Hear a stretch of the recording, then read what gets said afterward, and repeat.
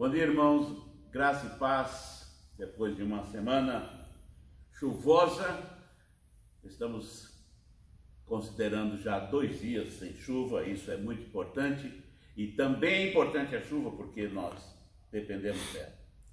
E no decorrer da semana, certamente você tem a possibilidade de se aproximar de Deus, de conversar com Deus, e para isso nós fazemos essa pequena devocional para você anotar e guardar em seus contatos para no decorrer da semana você assistir. E nós vamos falar nesta manhã sobre um salmo que eu admiro e gosto muito, que é o Salmo 67. Ele é um cântico, ele foi feito para ser cantado, e ser cantado com instrumentos de cordas.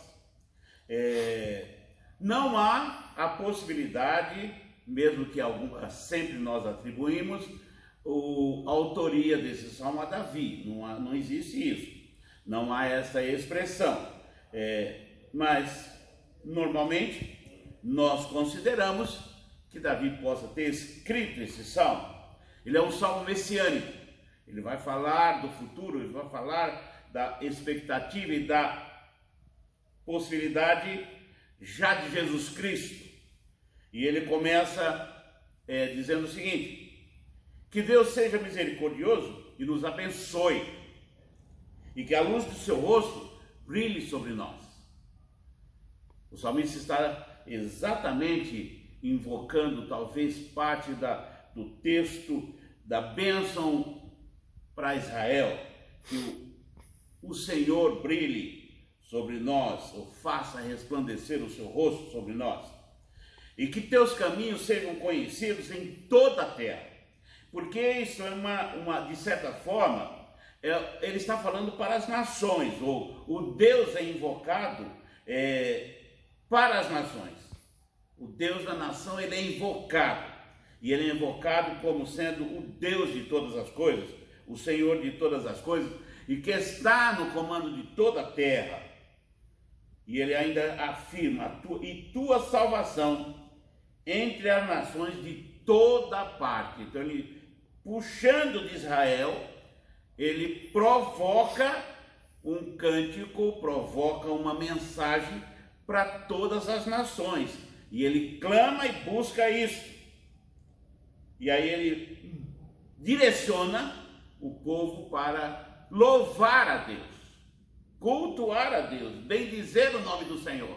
Então ele diz assim: olha, que o mundo, os povos te louvem, ó Deus. Sim, que todos os povos te louvem. Que o mundo inteiro cante de alegria, pois governas os povos com justiça e guia as nações de toda a terra. Então Deus comanda tudo isso. Eu gosto sempre de esclarecer e usar esta colocação.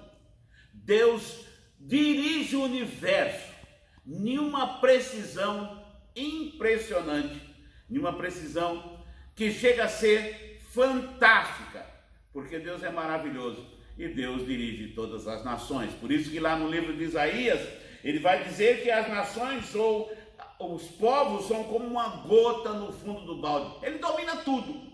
E o salmista está dizendo: cante de alegria, glorifica ao Senhor, bendigam ao Senhor todas as nações da terra, porque Deus controla, Deus comanda, Deus dirige e Deus faz todas as coisas. E que os povos te louvem, ó Deus. Sim, aí ele direciona para o Senhor, que todos os povos te louvem. Então a terra dará suas colheitas, e Deus, o nosso Deus, nos abençoará ricamente. Isso é impressionante. Olha, irmãos e amigos, precisam ter essa ideia, precisam se apropriar dessa ideia, que o Senhor está no comando de todas as coisas e verdadeiramente Ele nos abençoa ricamente. Deus pratica ainda a todo momento milagres impressionantes nesse universo, e entre nós também. Por isso que você tem que estar debaixo da poderosa mão deste Deus, porque Ele é maravilhoso. E o salmista sabia disso. E o salmista colocava isso diante das nações, diante da nação e do povo. Louve a Deus, cantem, alegrem-se, sintam felizes, porque o Senhor cuida de todas as coisas. E ele fecha o salmo: sim, Deus nos abençoará, e todos os habitantes da terra o temerão.